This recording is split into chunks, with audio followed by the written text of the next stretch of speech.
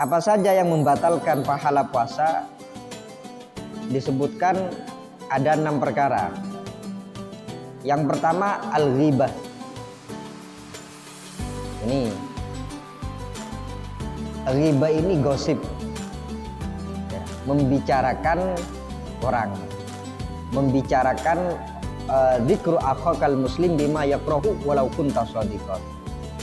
Membicarakan saudara kamu dengan apa-apa yang tidak disenangi oleh saudara kamu walaupun itu benar. Karena memang loh, ini kata-kata saya benar itu fulan itu hitam orangnya. Dia memang betul-betul hitam, nah itu yang dikatakan ghibah. Karena mungkin dia nggak suka dikatakan hitam. Bismillahirrahmanirrahim. Assalamualaikum warahmatullahi wabarakatuh. Nawaitu ta'allum wa ta'lim wa tadhakkar wa tadhkir wa naf'ah wal intifa' wal ifadah wal istifadah wal hatha ala tamassuk bi kitabillah wa sunnati rasulillah sallallahu alaihi wasallam wa dalala ilal huda wa da'alal khair bi wajhillah wa qurbi wa thawabi subhanahu wa ta'ala amma ba'du. Qala musannif rahimahullahu ta'ala wa nafa'ana bihi wa bi ulumihi fid dharaini ila qawlihi mubtilatus shaum. Alhamdulillah, Allah subhanahu wa ta'ala memberikan kita taufiknya, hidayahnya berkumpul mengaji di masjid ini. Semoga Allah subhanahu wa ta'ala menjadikan ibadah kita, ibadah puasa kita, ibadah yang diterima oleh Allah subhanahu wa ta'ala. Melanjutkan dari pengajian sebelumnya,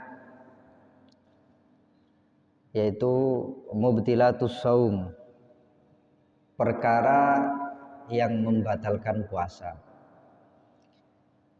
Jadi ini juga harus kita ketahui, selain syarat, selain rukun, juga al-mubtilat, baik dalam sholat, baik di dalam wudhu, itu ada syarat, ada arkan, ada mubtilat.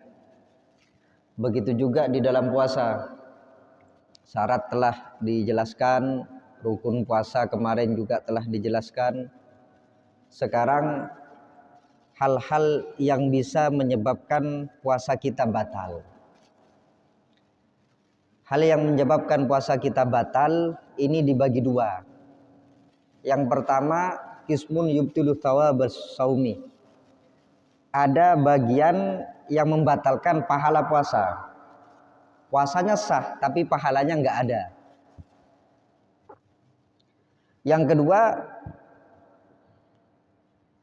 qismun yubtilus shaum. Bagian yang batal puasanya. Kalau puasanya batal, yang jelas pahalanya batal. Kalau yang pertama, pahalanya yang batal, puasanya sah.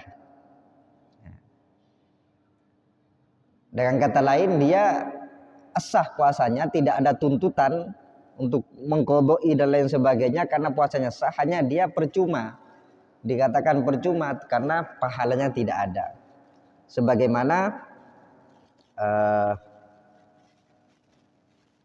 Rasulullah sallallahu alaihi wasallam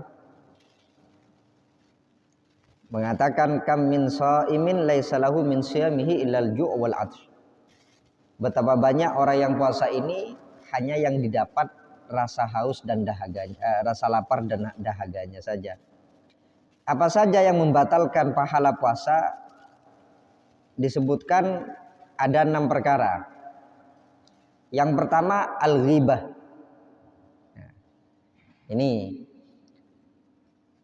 ghibah ini gosip, ya, membicarakan orang, membicarakan dzikru akhakal muslim bima yakrahu walau kunta shadiqan.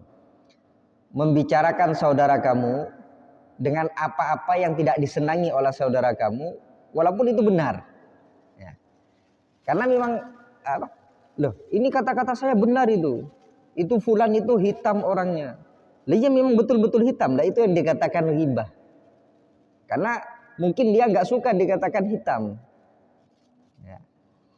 Jadi usahakan ngobrol kita ketika puasa ini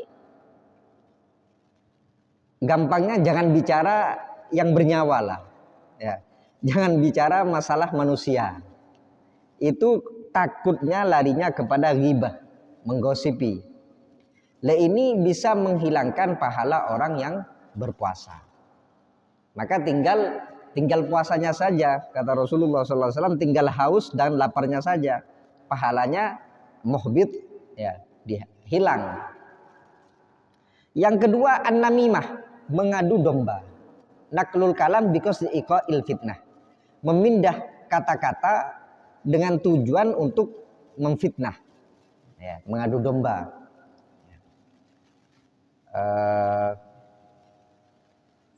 Ada si A cerita kepada si B tentang si C. Lah si B ini bilang kepada si C, barusan si A bilang kamu gini. Lah itu namimah, ya, mengadu domba. Ini juga menghilangkan pahala puasa. Yang ketiga, al-kidbu, dusta, bohong, ya, gendek. Ini juga bisa menghilangkan pahala dari puasa kita. Yang keempat, an-nadru lima yahrumu au lima yahillu bisyahwatin. Yang keempat, melihat perkara haram. Ya, melihat perkara haram atau melihat perkara halal tapi syahwat. Ya. Melihat perkara haram, melihat aurat orang, ya, melihat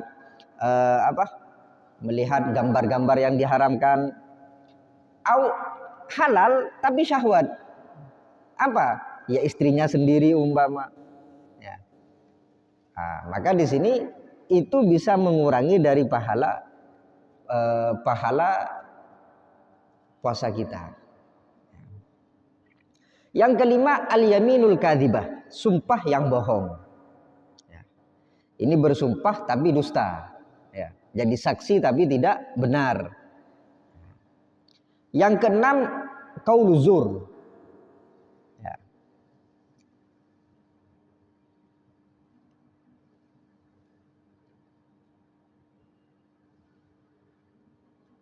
Wal fusyuh wal amalu bih, kata-kata yang tidak benar atau yang jelek, ya, apesuan, ya, kata-kata yang tidak beradab. Ini bisa juga menghapus dosa puasa kita. Nah, ini 6 perkara ini yang disebut oleh Rasulullah Shallallahu Alaihi Wasallam yang bisa muhbitus thawabis saum, yaitu menghapus atau menggugurkan pahala dari puasa kita.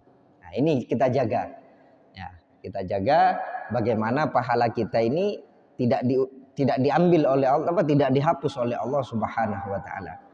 Bagian yang kedua, kalau yang barusan kita kerjakan, puasanya tidak mengerjakan perkara yang membatalkan puasa, maka tetap sah puasanya, hanya pahalanya yang batal. Yang kedua, al-mufattirat, yaitu yang membatalkan puasa, perkara yang membatalkan puasa tersebut. Ini ada 8 dalam kitab ini, ya. Mungkin literatur kitab-kitab banyak yang berbeda. Yang pertama, ar-riddah, murtad. Biniyatin au qaulin au fi'lin walau kana riddatu lahdatan wahidah. Nah, ini. Jadi yang bisa membatalkan puasa yaitu murtad. Baik murtadnya ini biniyatin, niat. Ya. Engkau saya sekarang mau keluar dari Islam. Naudzubillah. Niat. Ya. Ada niatan dalam hati, saya keluar dari Islam. Oh enggak, saya kembali lagi. Walau kana lahdotan, walaupun barusan keluar dari Islamnya sedikit, lahdoh, ya, sesaat ini mungkin, ya, secepat mungkin lah dia kembali kepada Islam, maka puasanya tetap batal. Ya. Loh, saya kembali lagi kepada Islam ini, iya, tapi kamu sempat murtad barusan, maka puasanya batal. Ya. Baik murtadnya dengan niat atau perkataan yang yang menimbulkan kemurtatan, ya, atau fi'lin atau pekerjaan yang menimbulkan kemurtatan, ya, menyembah, sujud kepada selain Allah, sujud kepada patung atau apa, ya, Enggak, saya Islam, tapi dia sujud kepada patung, maka pekerjaannya membuat dia murtad. Ya. Jadi murtad itu ada 3, ada itikad, ada kauli, ada fi'li. Ya. Yang bisa menyebabkan kita murtad. Ya. Ada perkataan, loh saya nggak sujud kepada berhala, saya nggak sujud kepada patung, tapi di sana ada perkataan yang bisa membuat kita murtad. Ya. Nah, jadi pertama ar-riddah, ini hati-hati. Ya. Semoga kita dijauhi oleh Allah Subhanahu wa taala. Yang kedua, al-haid wan nifas wal wiladah. Walau lahdatan minan nahar. Ya. Yang membatalkan puasa yang nomor 2 yaitu perempuan haid, keluarnya darah haid, keluarnya darah nifas atau wiladah. Walaupun hanya sebentar di waktu siang. Maksudnya gini, maghrib, adzan maghrib jam 6 umpama. Ya, adzan maghrib jam 6. Ya. Jam 6 kurang 1 menit dia keluar darah. Waduh, gimana ini? Berarti puasanya batal. Dengan kata lain nanti puasanya diqodoi. Ya. Walaupun hanya sebentar keluarnya darah, maksudnya sebentar, berarti sudah hampir selesai puasanya, sudah hampir adzan maghrib. Ya. Dia keluar darah haid, ya. Atau keluar darah nifas, ya. Atau wiladah melahirkan, yang gampang contoh yang sebentar tadi, yang gampang haid ini. Ya. Jadi sudah hampir adzan maghrib, keluar darah. Nah, ini puasanya tadi sehari dianggap batal. Dianggap batal. Jadi dengan kata lain nanti dia di hari yang lain dia segera mengqadai.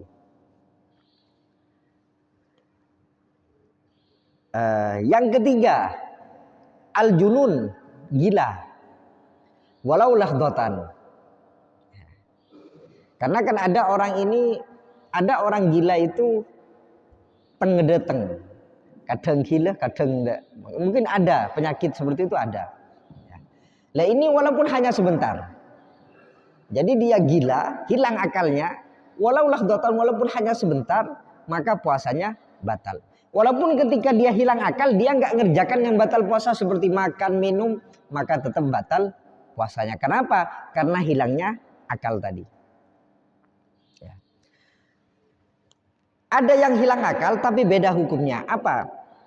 Al-igma' was sukruh, yaitu mabuk atau ayanan.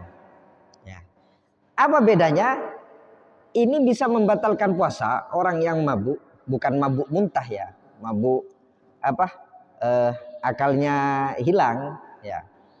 Itu catatannya bisa membatalkan puasa idza amma jami'an nahar. Jadi ketika seluruh siang, berarti dari keluarnya fajar shadiq dari subuh sampai tenggelamnya matahari, dia gila, dia babu atau igma, ayanan, punya penyakit ayan, ya. Maka di sini baru batal puasanya. Ya. Wa amma idza afaqa walau lahdatan wahidah sahha shaumuhu. Ya. Nah, ini kebalikannya. Jadi umpama orang yang mabuk tadi, ya orang yang mabuk hilang akalnya, seharian dia hilang, atau ayan, penyakit ayan seharian dia hilang, tapi hampir maghrib dia sembuh. Dan selama dia selama dia igma, selama dia di dalam penyakit ayan tadi, dia nggak ngerjakan hal-hal yang membatalkan puasa yang lain. Ya, tidak makan, tidak minum, tidak ngerjakan itu. Ya, hampir maghrib sembuh. Maka yang muktamad, maka sah puasanya. Ya. Sepenting ada waktu sembuh, maka dianggap sah puasanya. Ya, beda dengan gila tadi. Beda dengan yang gila tadi. Ini yang muktamad, pendapat yang muktamad. Ada yang mengatakan tetap tidak sah. Ya.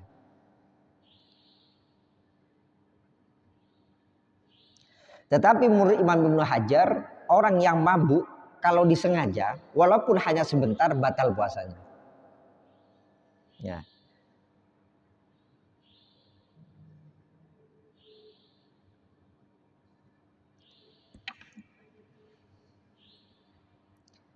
Jadi ada perbedaan pendapat antara ulama. Yang masalah orang yang igma, yang ayanan, ya. Ini kan masuk masuk akalnya juga hilang kan gitu.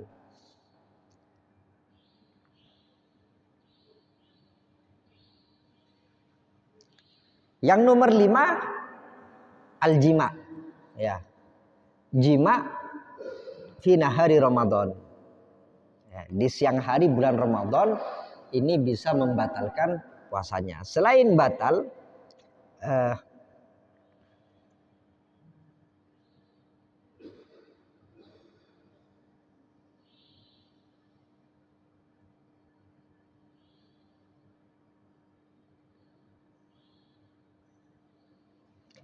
dengan catatan jima ini amidan, ya. Aliman, tahu, bitahrim, dengan keharamannya, ya. Jadi sudah tahu kalau jima di siang bulan Ramadan ini haram. Pertama, muhtaron, memang kehendaknya sendiri, maka batal puasanya. Nah, kalau jima ini selain dia batal puasanya juga mendapatkan dosa besar, ya. Athima bihil lisaum, dan juga ada 5 perkara yang harus dia kerjakan, ya. Ini khusus yang jima di siang hari bulan Ramadan, yang kumpul dengan istrinya di siang hari bulan Ramadan, selain puasanya batal, dia ada 5 perkara yang harus dia penuhi. Pertama, luhukul itsmi, dia berdosa, ya. Yang kedua, wajibul imsak, dia wajib imsak tetap. Imsak ini apa? Tetap seperti orang puasa, ya. Umpama di pagi hari, ya, dia tidur ngelendur, ternyata dia kumpul sama istrinya, gimana puasa saya? Batal. Tetapi dia nggak boleh makan tetap, sama dengan orang puasa sampai maghrib. Wujubul imsak. Yang kedua. Yang ketiga, harus ditakzir. Ini min qibalil hakim, ya. Ada orang hakim yang mentakzirnya, ditindak. Terus yang keempat, wujubul qadha. Puasanya ini harus diqadha. Yang kelima, wujubul kafaroh, harus bayar kafaroh. Nah, ini kafarohnya ini yang agak sulit. Apa? Harus salah satu dari 3 perkara dan urut, tidak boleh loncat. Pertama, itqu raqabah, memerdekakan budak mukmin. Nah, ini kalau ada. Kalau nggak ada, sekarang nggak ada, anggap tidak ada, kita nggak menemukannya. Apa? Siyamu syahraini mutatabi'aini, ya. Kafarahnya ini dia harus puasa 2 bulan berturut-turut, tidak boleh putus. Ketika putus 1 hari, dia harus mengulangi 2 bulan lagi. Nah, ini yang yang agak sulit, ya. Selain agak sulit juga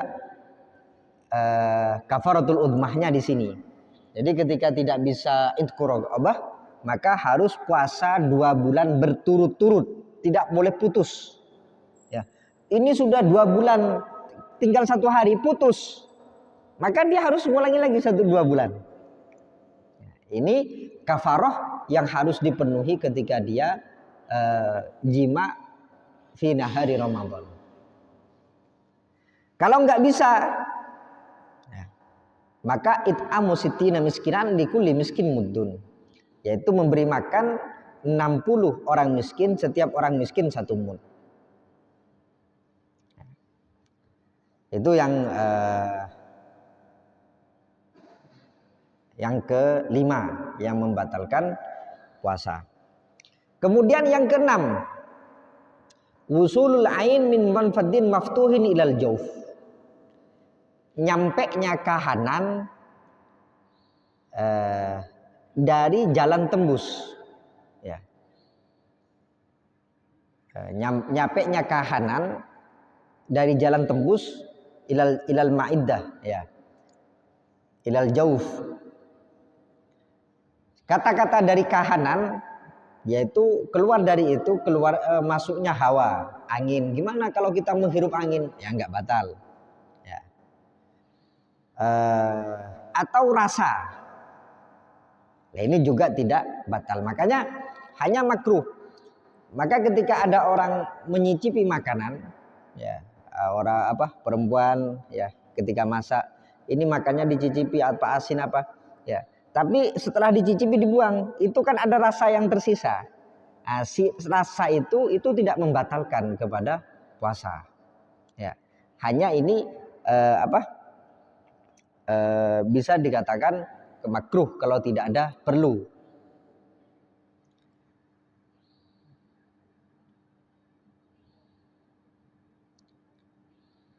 Keluar dari jalan tembus tadi, yaitu nyampenya kahanan itu dari jalan yang tidak tembus. Seperti apa? Seperti pori-pori. Ya. Jadi umpama sampean ada pakai apa pori-pori, loh ini kok kerasa ini. Mungkin masuk dari pori-pori ke dalam, maka itu tetap tidak dianggap membatalkan puasa. Ya.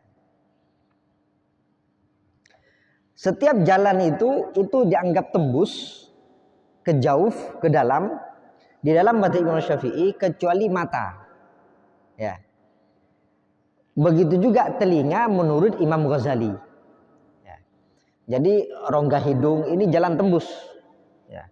Jadi masuknya ada sesuatu kahanan masuk dari hidung, masuk dari mulut, ya. Masuk dari kelamin. Ini termasuk. Ini juga bisa membatalkan puasa.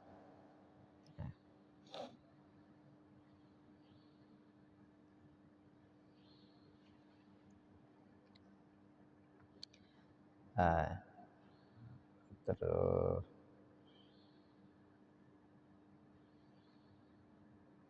tuh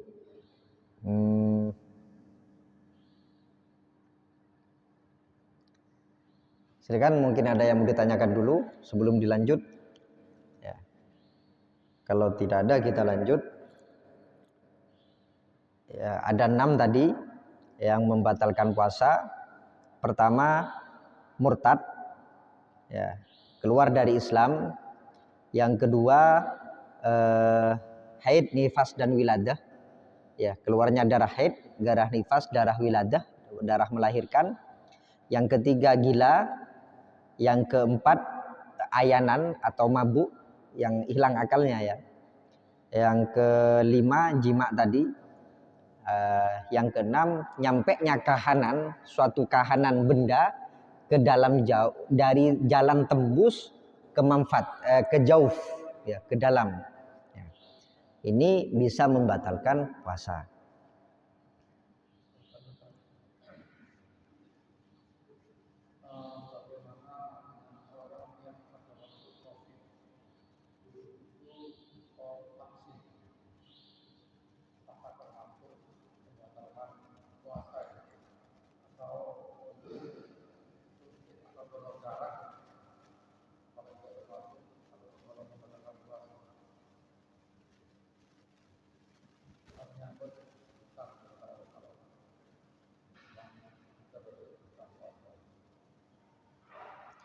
Ya.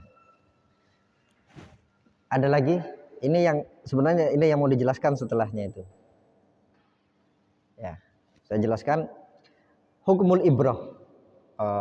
Bagaimana hukum dengan suntik? Ya, kan tadi dijelaskan masuknya kahanan, ya, masuknya kahanan dari jalan yang memang jalan tembus, ya, dari hidung, dari mulut, ya, dari kelamin, ya, yang memang ada tembusan ke dalam, yang gitu loh. Masalah telinga dengan mata itu ada khilaf di antara ulama. Kemudian gimana dengan suntik? Maka di sini hukum suntik bagi orang yang puasa itu boleh ketika darurat. Ya.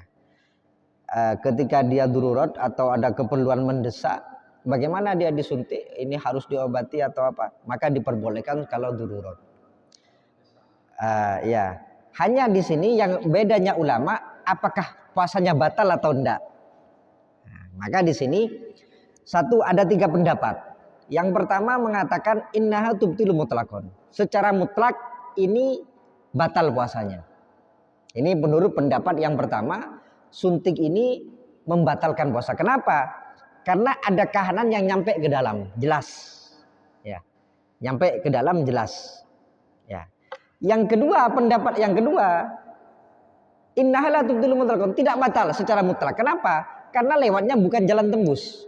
Kan dilobangi. Ya. Jalannya obat tadi masuk ke dalam kita bukan lewat jalan yang ada, bukan lewat mulut atau bukan lewat hidung, ya, tapi lewat dari sesuatu yang tidak maftuh, tidak terbuka, tapi disuntikkan. Ini pendapat yang kedua. Jadi ada yang mengatakan batal, ada yang mengatakan tidak batal. Yang ketiga ditafsil. Ya. Yang ketiga ditafsil. Gimana? Dan ini pendapat yang lebih asoh, lebih baik ngambil yang ini. Apa? Jika idza kana mughdiyatan fatabtulus shaum.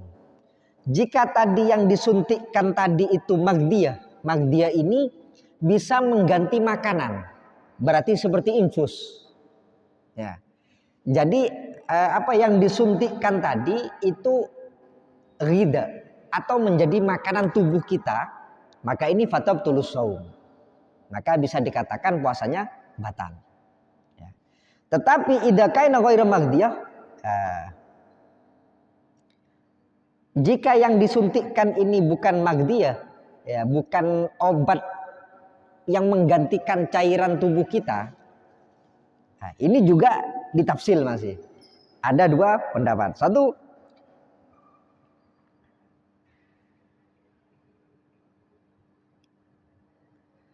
jika disuntikkannya di urat yang tembus ke dalam, ini batal. Ya.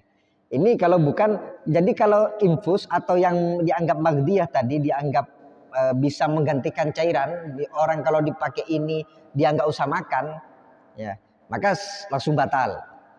Tapi kalau bukan magdiyah, hanya obat, maka dilihat uratnya. Ya. Jika uratnya itu tembus ke dalam, maka ini batal puasanya.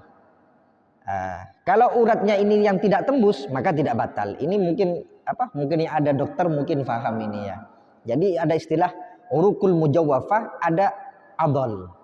Ya, saya juga kurang paham ini seperti apa urat yang tembus ke dalam atau urat yang hanya di luar kulit saja. Mungkin itu di kedokteran itu yang paham ya. Jadi ada perbedaan pendapat antara ulama di sini. Ada yang tadi mengatakan tidak batal secara mutlak. Ya, karena tidak lewat jalan semestinya, hanya dilobangi dengan jarum suntik. Ada yang mengatakan batal, karena apa? Karena tetap ada kahanan yang masuk ke dalam. Ya. Yang ketiga ditafsil, jika yang obatnya tadi itu magdiyah bisa menggantikan makanan di dalam tubuh kita, maka secara langsung batal. Ya. Kalau bukan magdiyah, maka dilihat disuntikkan di urat yang mana, seperti itu. Ya, ini hukum suntik di dalam puasa. Ya. Hukum suntik membatalkan dan tidak membatalkannya, ulama beda pendapat di sini. Ya, seperti itu.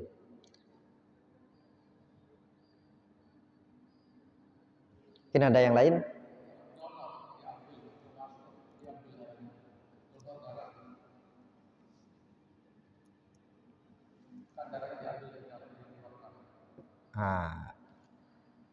Donor darah.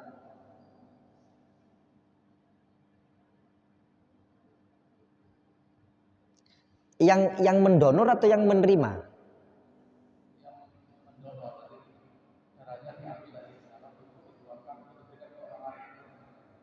Diambil kan? Itu kalau sama seperti hijamah. Ya. Bentar.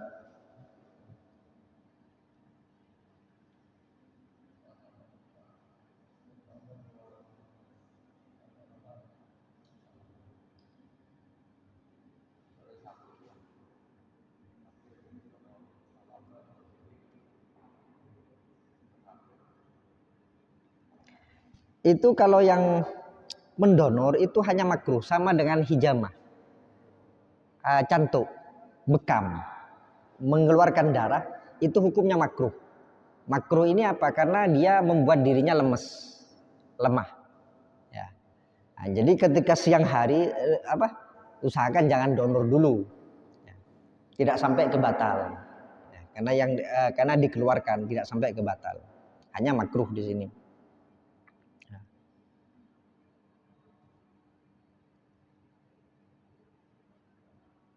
Ya makruh, ya hajamah atau cantuk atau mengeluarkan donor darah itu hukumnya makruh.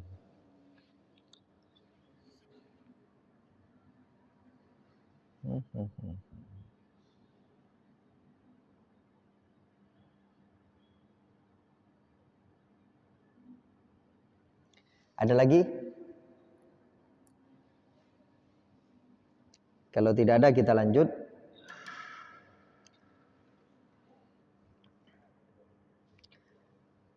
Hukum nukhamah atau riya, ya.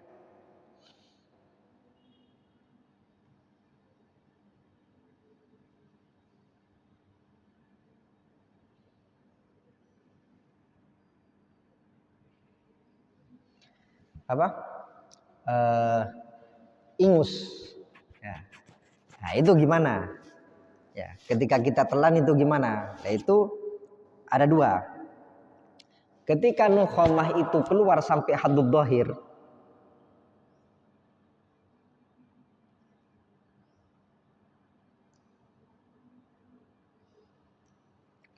bentar, mana haddud dhahir?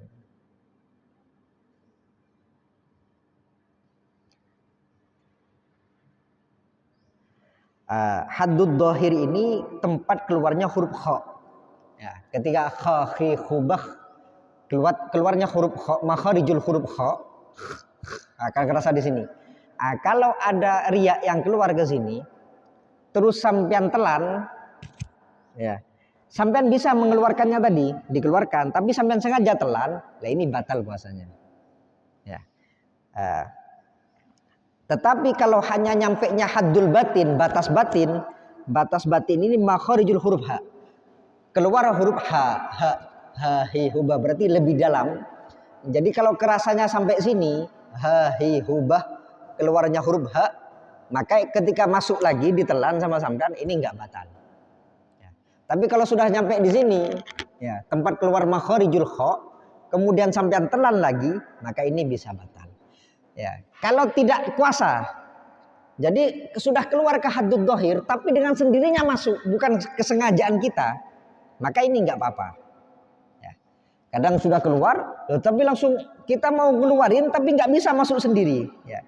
Kadang kalau kita terlalu kenyang, biasanya juga ada hal yang naik ke atas, ya kan?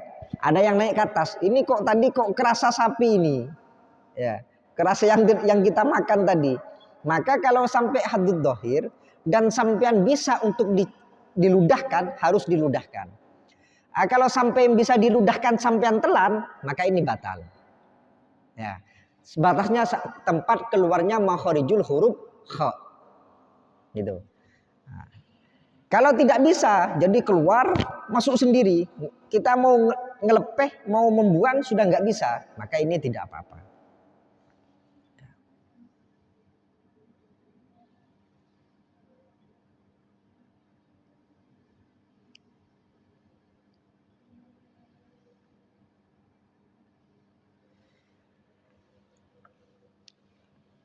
Yang ketiga, ada masalah juga bagaimana hukumnya menelan ludah. Ya, kita bahasa kan pasti ada ludah di sini. Nah ini bagaimana?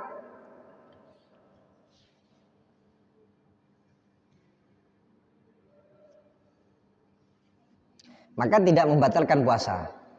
Walaupun sengaja dikumpulkan. Ya, sengaja dikumpulkan. Jadi diam-diam ludahnya dikumpulkan terus ditelan, ya, maka ini nggak batal puasa kita, ya, walaupun dikumpulkan tidak batal, tapi dengan 3 syarat. Yang pertama, ludahnya murni, tidak tercampur dengan selain ludah, ya. Jadi kalau tercampur dengan dengan sisa-sisa yang ada di gigi kita, ini bisa batal, ya. Dikumpulkan, lah sisa-sisa daging tadi kok kumpul semua umpama, ya, maka ini batal puasanya. Yang kedua harus suci, bukan mutanajis. Apa? Kadang kita ini kena listah. Listah ini gusi berdarah. Ya. Ketika kita punya ludah, ternyata ludah ini sudah tercampur dengan perkara najis, dengan darah umpama di gusi kita, terus kita telan, ini bisa batal. Ya. Makanya ketika kita adakan sebagian kita ini, ketika narik gitu saja darah keluar dari gusi, dari gigi, ada orang yang kena penyakit seperti itu, listah, ya, kena penyakit gusi seperti itu, gimana? Maka ini harus dikeluarkan, nggak bisa ditelan ludahnya. Ya, ketika puasa harus dikeluarkan, nggak bisa ditelan ludahnya.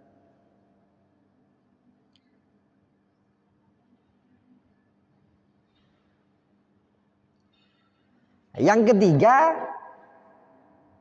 air ludah tadi ada di ma'din, ada di dalam. Sedangkan mulut lesan ini kategori dalam. Ya. Yang tidak boleh apa? Ada ludah keluar sampai ke safratul, ada ludah yang keluar di bibir-bibir merah ini sampai telan lagi, ini bisa batal puasanya. Ya. Jadi rongga mulut dengan lidah ini termasuk ma'dan, kategori dalam. Lidah yang tidak membatalkan puasa ketika masih ada di dalam. Tapi kalau ludah sudah ada di luar, sampean tarik lagi, maka ini bisa batal puasanya. Ya, umpama tertidur, amit-amit ya, dia iler keluar sudah, bangun ditarik lagi, bisa batal puasanya. Ya. Jadi kalau sudah keluar dari rongga mulut, sudah nyampe ke bibir yang merah ini, maka ini sudah dianggap di luar. Nah, kalau sudah di luar nggak bisa dimasukkan lagi ke dalam. Ini masalah ludah, ya. Jadi harus murni ketika kita nelan ludah. Yang tidak batal ini ludahnya memang ludah, murni ludah, tidak tercampur dengan hal lain. Yang kedua harus suci, ya, tidak kena najis, darah dan lain sebagainya. Yang ketiga ludah yang masih ada di dalam. Kalau ludah sudah ada di luar, ditelan kembali, ya, maka bisa membatalkan puasanya.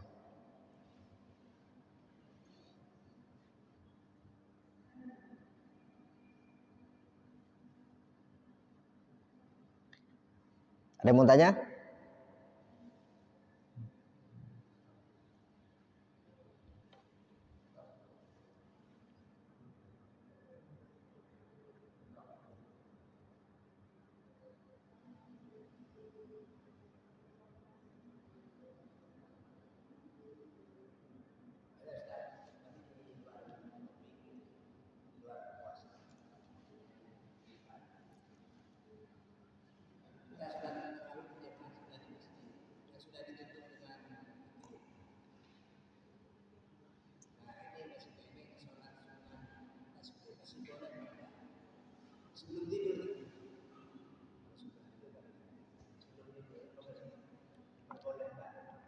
Iya. Jadi witir itu anjurannya menjadi penutup sholat kita, sholat malam kita. Bukan berarti ketika kita sudah sholat witir kita nggak boleh sholat lagi, enggak. Ya. Paham ya? Jadi dianjurkannya kalau sampean kita punya rutinitas, ya di malam hari kita sholat tahajud atau sholat istikharah atau sholat tasbih, dianjurkannya sholat witir yang terakhir. Gitu. Ya. Anjurannya sholat witir yang terakhir. Seperti itu. Nah, bukan berarti ketika kita sholat witir, sholat yang lain tidak boleh dikerjakan lagi. Ya, mau dikerjakan monggo, nggak apa-apa. Berarti kita hanya tidak meletakkan witir di akhir. Seperti itu. Ya, tidak meletakkan witir di akhir. Maka diperbolehkan. Ya, diperbolehkan kita sholat sholat nanti bangun malam mau tahajud, ya sudah sholat tahajud. Ya, itu. Nah, kalau sampean ini masih punya rutinitas, ya sholat yang akhir yang 1 rakaat jangan kerjakan dulu, gitu loh. Kalau ingin sunnah sholat witir ditaruh di belakang. Jadi umpama sholat tarawih di sini, kerjakan sholat tarawih, sholat witir 2 rakaat kan, atau ya jangan sholat witir dulu setelah tarawih, ya sudah saya pulang. Ya. Hanya di sini sholat witir ini kalau di bulan Ramadan disunatkan untuk berjamaah. Nah, itu. Nah, makanya ini mungkin yang jarang ya. Sholat witir ini kan artinya adalah ganjil. Gitu lah ya. Paling banyaknya sholat witir ini adalah 11 rakaat. Yang kita kerjakan di sini kan tadi 3 rakaat. Maka ulama masih memperbolehkan kita ini ikmal, menyempurnakan yang 3 rakaat tadi. Yang tidak boleh di malam hari, tidak boleh ada 2 witir, tidak boleh ada duha 2 kali, ya kan? Seperti sholat duha. Sholat duha itu tidak boleh 2 kali. Maksudnya 2 kali gimana? Nanti setelah kita ngerjakan setelah ini kita sholat duha. Nanti kita bangun jam 10 mau duha lagi. Tadi kan sholat duha sudah, maka selesai sudah. Nggak ada duha 2 kali. Ya. Bukan 2 rakaatnya ya. Duha ini kan sampai 8 rakaat. Ya. Umpama sampean kerjakan sudah 4 rakaat selesai, duha saya selesai sekarang. Maka nanti sudah nggak disunatkan lagi duha lagi. Ya, nggak disunatkan lagi duha. Sudah selesai duhanya. Begitu juga sholat witir, nggak ada dalam malam itu 2 kali sholat witir. Maksudnya gimana? Tadi kan saya bilang mungkin sampean nanti sholat witir lanjutan, bukan menambah sholat witir. Kenapa? Karena ganjilnya sudah. Dengan catatan kalau mau nambah jangan ganjil lagi, harus genap. Itulah. Jadi kan di awal tadi setelah sholat tarawih kan sudah ganjil, ya 3 rakaat ganjil. Kalau sampean mau menambah maka harus genap. Ya. Jadi diniati menyempurnakan witir yang tadi. Ya. Bukan kalau sampean di malam hari 3 rakaat lagi ganjil lagi, maka tidak boleh. Ya, kenapa? Karena sudah tadi ganjilnya. Seperti itu. Ya. Sampai kapan? Maksimalnya sampai 8 rakaat. Karena tadi sudah 3 rakaat. Paling banyaknya witir 11 rakaat. Ya. 11 rakaat. Nah, ini masih diperbolehkan kita ini menyempurnakan witir yang ada tadi. Seperti itu. Ya. Jadi yang tidak boleh itu kalau nanti sampean sholat ganjil lagi. Ini yang nggak boleh. Kenapa? Karena tadi sudah ganjil.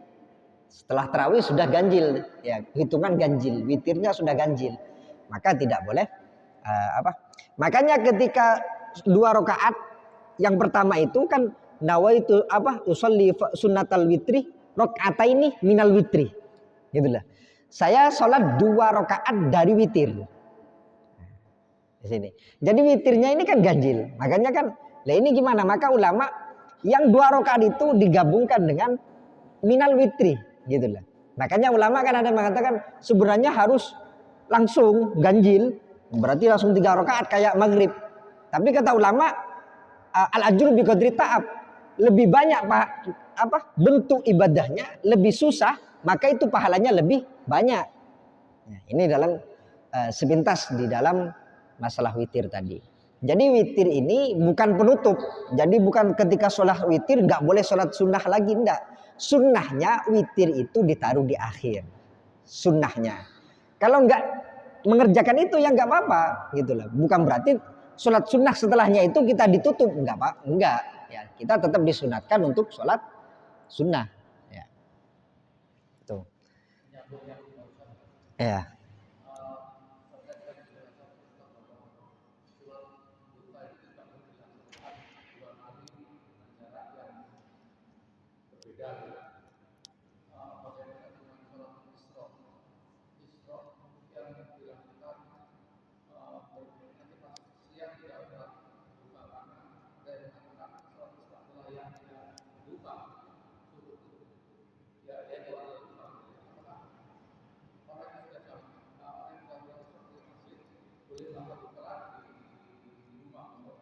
Ya.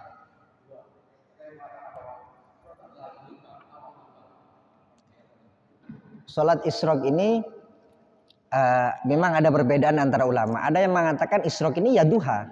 Ada yang mengatakan isyraq ini bukan duha. Nah, jadi kalau kita mau mengambil isyraq ini bukan duha, maka nanti setelah ini keluarnya matahari, wa qadru rumhin, ya, keluar dari matahari, terus di jeda qadru rumhin, perkiraan satu tombak itu sekitar 16 menit, arba'a fasah, ya, sekitar dari terbitnya matahari itu di jarak sekitar 16 menit.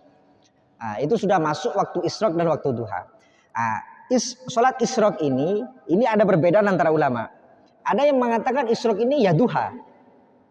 Nah, jadi kalau mau mengambil yang mengatakan isyraq ini adalah duha, maka satu kesatuan. Berarti ketika kita sudah sholat isyraq di sini, berarti ini sudah kita duha kita. Ya. Tapi ulama mengatakan isyraq bukan duha. Berarti kita mau mengerjakan isyraq di sini, mau sholat isyraq, berarti kita masih belum melihat duha. Ya. Maka nanti, saya duhanya nanti saja di rumah. Maka kita diperbolehkan sholat duha nanti. Ya. Maka diperbolehkan sholat duha nanti. Tergantung sampean mau ngambil yang mana. Ya. Mau ngambil yang mana? Isyraq ini mau ikut pendapat yang dikatakan sholat duha, berarti kita sudah sholat duha. Ya. Hanya kata ulama, bukan isyraq. Sebagian ulama mengatakan isyraq ini bukan duha. Memang sholat sendiri-sendiri. Ada sholat isyraq, ada sholat duha, seperti itu. Ya, waktunya sama, waktu masuknya sama soalnya, yaitu terbitnya matahari dan jeda qadru rumhin, satu tombak atau 16 menit, perkiraan 16 menit. Ya, nah, ini. Nah, jadi kalau yang dianggap duha, berarti ya sudah, berarti nanti tidak boleh duha lagi sudah, karena sudah selesai duhanya. Ya, gitu.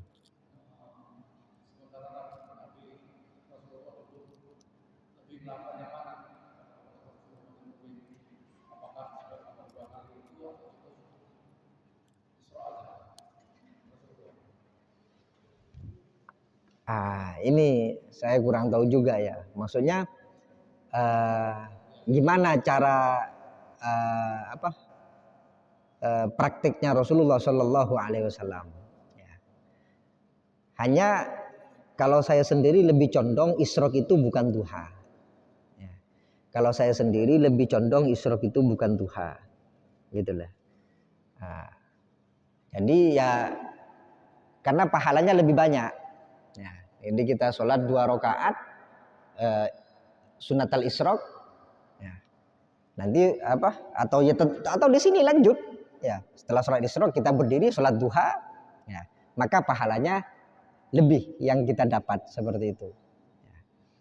Nah, tapi kalau urutannya saya kurang tahu masih apakah prakteknya Rasulullah Shallallahu Alaihi Wasallam itu sholat isyraq atau duha. Maka kalau praktiknya jelas, mungkin nggak ada khilaf antara ulama. Maksudnya umpama ada keterangan jelas setelah Rasulullah keluarnya matahari, Rasulullah sholat 2 rakaat kan. Nah, ini kata ulama ini sholat isyraq bukan duhanya. Ada yang mengatakan ini isyraq dan duhanya Rasulullah. Nah, makanya ada perbedaan ulama karena prakteknya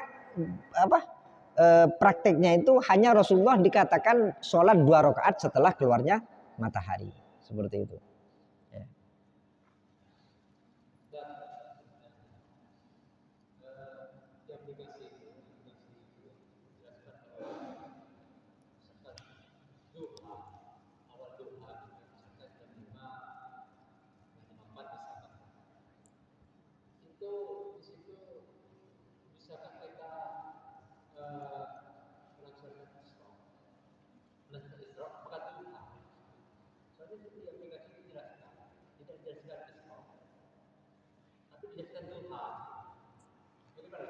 Ya, sholat isyraq ini memang jarang orang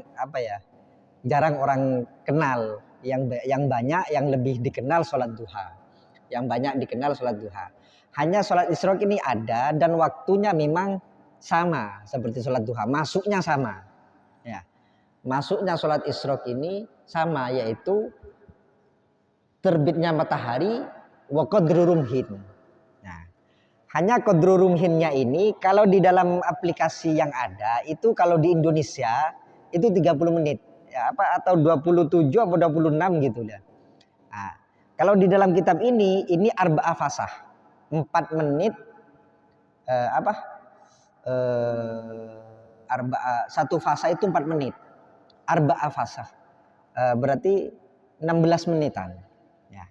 Jadi dari keluarnya matahari, kalau mengikuti yang di kitab ini 16 menit sudah masuk. Ya. Kalau dari jadwal yang ini itu hampir 30 menit dari keluarnya matahari. Apakah kita boleh? Iya, memang isyraq ada. Ya, sholat sunat isyraq itu ada. Ya. Hanya ulama tadi memang ada perbedaan antara sebagian ulama. Ada yang mengatakan isyraq itu ya duha. Ada yang mengatakan isyraq, sholat duha. Nah, ini perbedaan. Terserah. Gimana? Ya ikhtilaf ulama rahmah. Ya.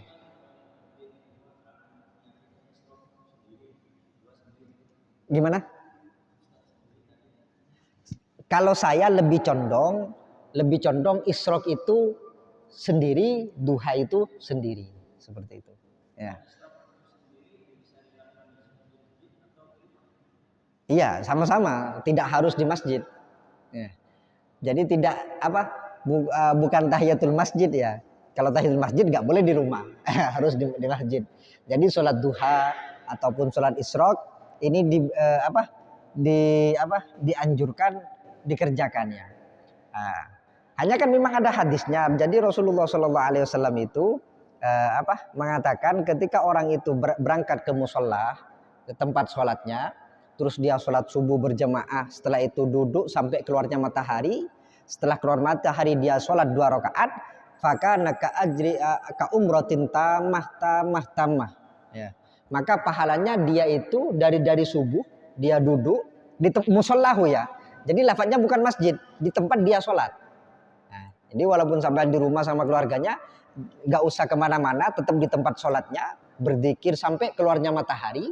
Kemudian ketika matahari sudah keluar, sholat 2 rakaat, ya, maka seperti ibadah orang yang umroh secara sempurna, bahkan disebutkan 3 kali oleh Rasulullah, tamah, seperti itu.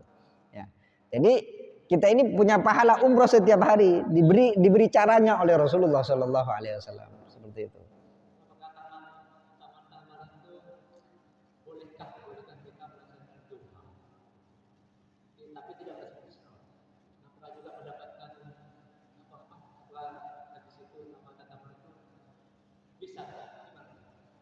Duhanya kapan?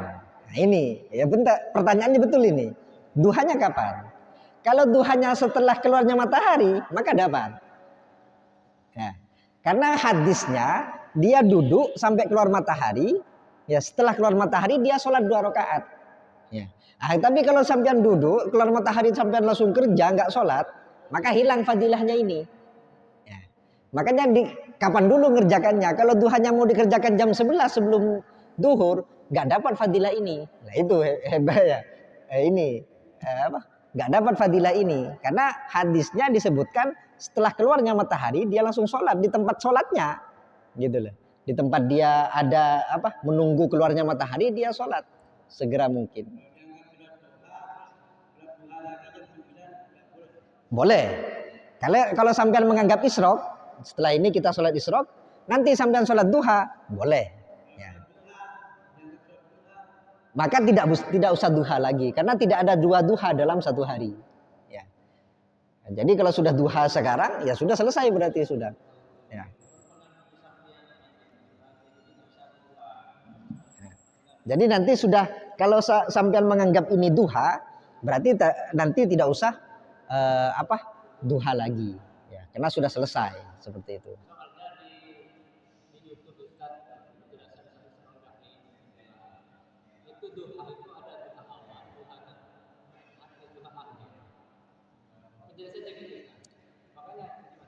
Itu mungkin lebih ke waktunya ya. Lebih ke waktunya. Ya, mungkin ya saya belum pernah mendengar ada duha sampai 3 kali belum tahu ya. Tapi nggak ada kayaknya. Mungkin itu waktunya ada duha di awal ya.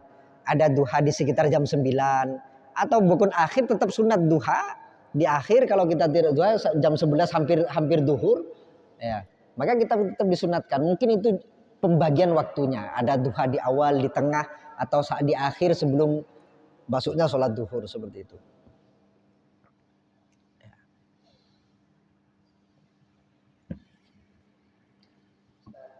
Iya.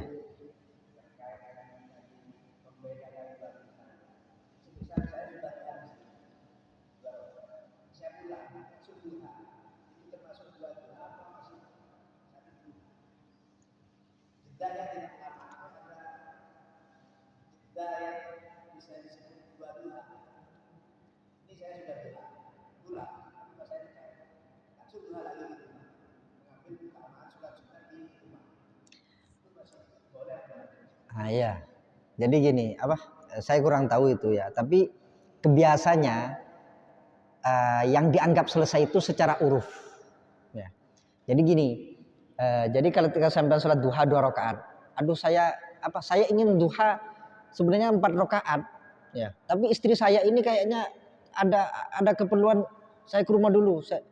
Jedahnya ini, urufnya ini nggak sampai dikatakan sampai lepas dari selesai duha. Mungkin ini masih dianggap satu duha. Seperti itu. Tapi kalau jedanya secara uruf sampai selesai sholat duha. Dan nanti apa saya kelaku sebelum duhur? Duha apa boleh? Lah itu nggak ada. Ya. Mau duha lagi nggak ada sudah. Jadi nggak ada 2 duha, gitu loh. Jadi kalau sudah selesai, walaupun tadi cuman 2 rakaat umpama, padahal duha itu bisa 8, kan gitu. Oh saya mau melanjutkan tadi, karena jedanya secara uruf sebenarnya sampai jedanya tadi sudah selesai, gitu loh. Nah, secara uruf apa kebiasaannya ini sudah selesai saya duha. Nah ini kok di apa sebelum duhur kok nganggur ini? Ya mau apa ini? Duha lagi ah. Nah ini nggak ada. Sudah selesai sunatnya gitu. Ya sudah selesai. Tapi kalau dipisahnya ini bukan karena memisah selesai dari duha, seperti tadi, saya mau duha tapi mau saya lanjutkan di rumah mama, nggak apa-apa. Ya. Karena jedanya ini bukan secara uruf ini nggak selesai duhanya gitu. Hanya pindah tempat mungkin. Nah, ini maka masih diperbolehkan.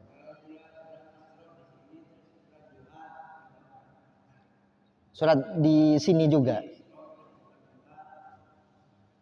Di sini juga sholat duhanya. Bagus. Ya. Bahkan itu yang lebih bagus karena apa? Karena ada 2 niat, ada 2 pekerjaan. Al ajru bi qadri ta'ab. Jadi sampai ngerjakan sholat isyraq, ngerjakan sholat duha. Gitu loh. Ya. Nah, itu pasti apa? Pahalanya lebih besar lagi seperti itu.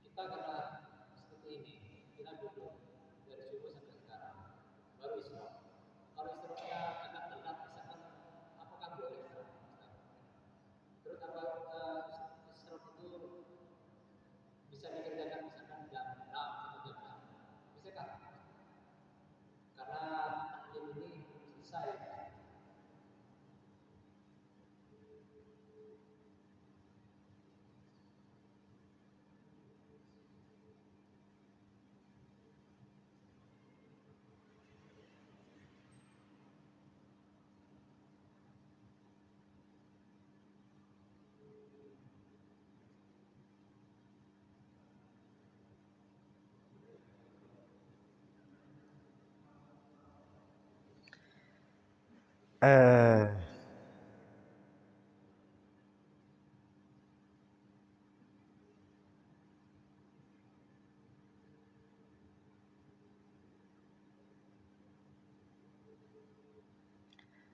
Jadi di sini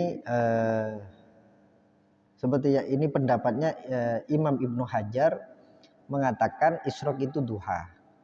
Ya. Sedangkan Imam Ghazali itu memilih pendapat isyraq itu bukan duha. Itu pertama. Kalau duha ini saya nggak tahu kalau yang isyraq ini apa harus memang sepagi mungkin. Tapi kalau isyraq ini sampai anggap seperti duha, seperti Ibnu Hajar Al-Haytami, berarti boleh dikerjakan nanti. Ya, tidak harus sekarang. Itu. Ya, ini madhab Syafi'i. Di dalam madhab Syafi'i ini sendiri ada perbedaan pendapat seperti itu. Ya, ada perbedaan pendapat antara ulama. Ya. Tapi seperti yang tadi lebih baiknya memilih isyraq itu beda dengan duha seperti itu. Karena semakin banyak ibadah yang kita kerjakan maka semakin afdol seperti itu. Ya.